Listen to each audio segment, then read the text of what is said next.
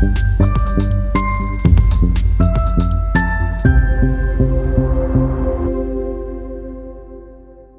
bioidentical progesterone actually causing your weight gain? You may have been prescribed bioidentical progesterone by a medical provider, possibly in an oral form, an oral compounded progesterone. It may have been prescribed topically. You may be working with an over-the-counter topical bioidentical progesterone. There are many different applications for bioidentical progesterone, and oftentimes women are looking to support progesterone levels by taking this, what we would call exogenous, or not produced by the body progesterone. And in a bioidentical form, it's a more natural form, typically, that someone is either being prescribed or working with over the counter in hopes to either raise those progesterone levels or help combat something called estrogen dominance. And that's a term that we use a lot these days. It's something that we see happening quite a bit because of all of these xenoestrogens or estrogen mimicking items in our environment that are causing estrogen levels to raise, and in turn create an imbalance between the estrogen progesterone ratio, which they really should oppose each other very, very nicely. And we see that that's often not happening these days. So there's typically an effort to balance that out. Providers are giving more progesterone, or like we mentioned earlier, someone could just have very low progesterone, which causes a lot of anxiety. Lovingly referred to progesterone as the natural Xanax. It has a calming effect on the body. It helps with sleep. So when those levels are low, there's a lot of side effects and symptoms that come as a result.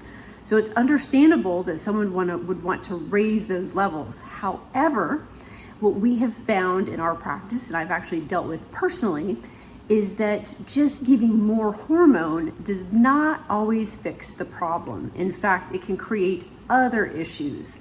So once we start giving the body these hormones that the body's not producing, or outside of the body, exogenous hormones, it signals the brain to actually stop producing that hormone altogether, which can actually lower those levels even more.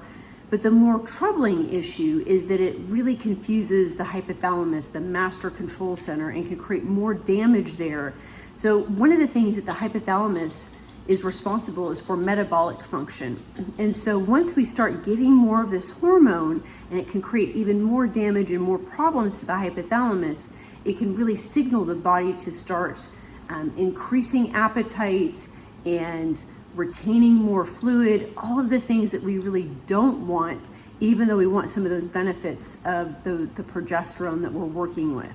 So if this has happened to you, if you've taken the progesterone in hopes that you actually would lose weight and you're actually finding that you're gaining weight, I want to encourage you and give you hope that there is a upstream root cause issue with the hypothalamus, which is in the brain and controls a lot of different functions in the body. And once we heal the hypothalamus, there's such a cascading effect on all of our hormones, including progesterone, and really helps raise those levels.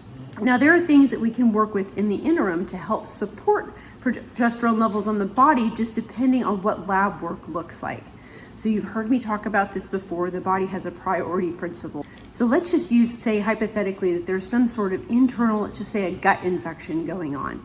The body's taking all of its time, energy, resources, and allocating that to managing that infection, and basically saying, you know what, we don't have the resources to produce more of that hormone or keep all of those things in check. The body's really amazing at keeping us alive, and so it will take the resources that we have and allocate it to what it deems most necessary. So in this case, hypothetically, it would be an infection situation.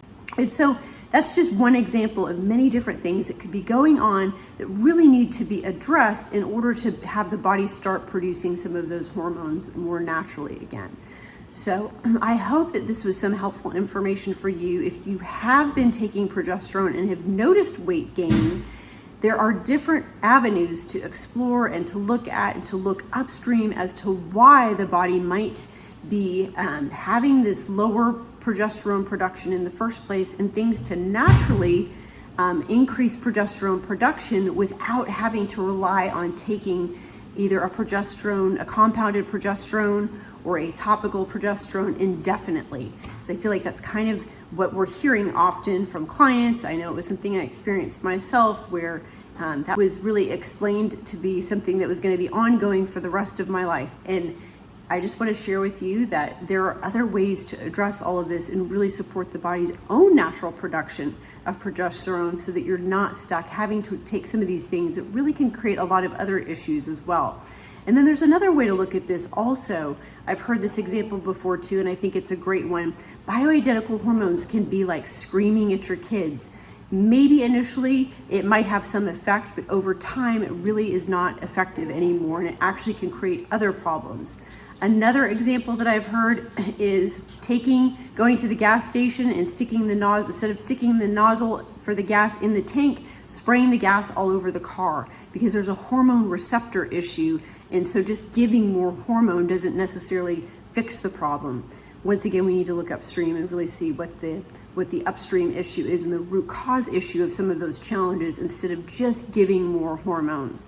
So that's one of the challenges that I find in the functional medicine realm is just giving more hormones, even though it's a more natural solution than maybe some other things that people are looking at with bioidentical hormones.